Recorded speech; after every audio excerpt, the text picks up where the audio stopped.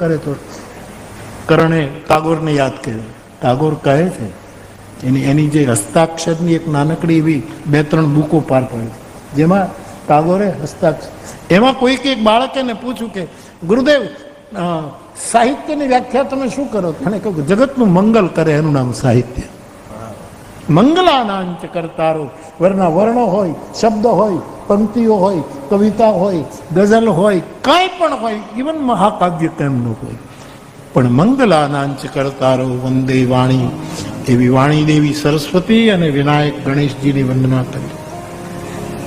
શ્રદ્ધા અને વિશ્વાસના રૂપ એવા ભગવાન શંકર અને ભગવતી પાર્વતી, એમની વંદના કરી. જેનું સ્વરૂપ બોધમય છે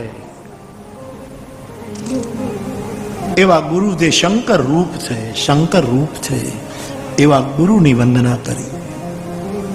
સીતારામના પુણ્ય રૂપ, પુણ્ય અરણ્યમાં નિરંતર વિહાર કરનાર કવિશ્વર વાલ્મીકી અને કપીશ્વર હનુમાનજી, એમની વંદના કરી. ઉદ્ભવ સ્થિતિ સંહારકારી ક્લેશહારી સર્વશ્રેયસ્કરીમ સીતા નતોહમ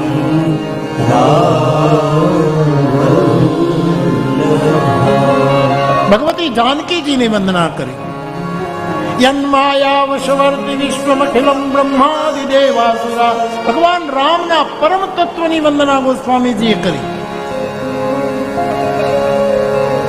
અને 7મા મંત્ર સ્વાંત સુખાય રઘુનાથ ગાથા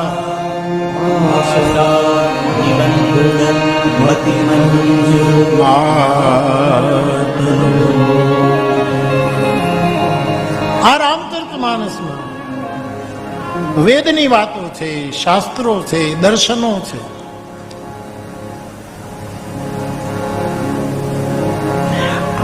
મારો થોડોક વ્યક્તિગત મારી નિષ્ઠા કહું, તમારે સ્વીકારી લેવાનું નહીં, પણ આપણે ત્યાં 6 દર્શન છે. ષટ દર્શન, ષડાંગ જેને આપણે કહીએ. પણ આટલા વર્ષોથી ગુરુની કૃપાથી, સંતોના આશીર્વાદથી, વિદ્વાનોના આશીર્વાદથી, ગ્રંથોના અવલોકનથી, આપની શુભકામનાઓથી આ સતત ગ્રંથનું અવલોકન થાય ત્યારે એમ લાગે કે 6 શાસ્ત્રના જે મૂળ સૂત્રો છે એ રામચરિતમાનસમાં છે. અને તેથી મારી દૃષ્ટિ, મારા માટે એ 6 દર્શન છે, પણ માનસ એ 7મું દર્શન છે. નિગદિતમ ક્વચિદન્યતોપી, આ 7મું દર્શન મારા માટે રામચરિતમાનસ. આપને હું બિલકુલ ફ્રી રાખીશ, સ્વતંત્ર રાખીશ, બિલકુલ. થોડીક મારી વાત પણ હું કહેતો રહીશ, એમાં તમારે મને ફ્રી રાખવાનું. ફ્રી એટલે નિરંકુશ નહીં, જેની પાછળ શાસ્ત્રો ઉભા હશે, મારા બુદ્ધ પુરુષો ઉભા હશે, સદગુરુઓ ઉભા હશે, આખી હારમાળા હશે. 7 ઋષિઓ નહીં, 700 ઋષિઓ ઉભા હશે જેની પાસે.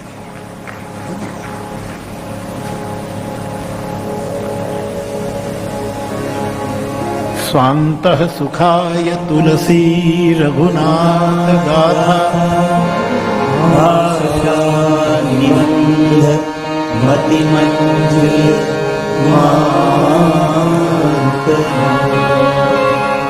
મારા અંતઃકરણના સુખ માટે તુલસી કહે હું આ પ્રબંધ કાવ્યનું સર્જન કરી રહ્યો છું, એનું પ્રકાશન કરી રહ્યો છું, એનું સંપાદન કરી રહ્યો છું, સંકલિત કરી રહ્યો છું. મૂળ તો ભગવાન શંકરે રચના ઓલરેડી કરીને પોતાના હૃદયમાં રાખેલી, એને 1631માં અયોધ્યામાં રામનવમીને દિવસે એનું પ્રકાશન થાય.